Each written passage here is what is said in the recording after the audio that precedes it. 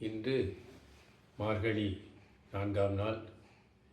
எம்பெருமான் நாராயணனின் திருமேனியை மழை பெய்யும் தன்மைக்கு ஒப்பிட்டு கோதை நாச்சியார் அவர்கள் பாடிய அழகான இப்பாசுரம் நாட்டு மக்கள் நலம் பெற, நன்றாக வாழ மழையானது எவ்வாறு பெய்ய வேண்டும் என்று மிக அழகாக பாடிய இப்பாசுரம்.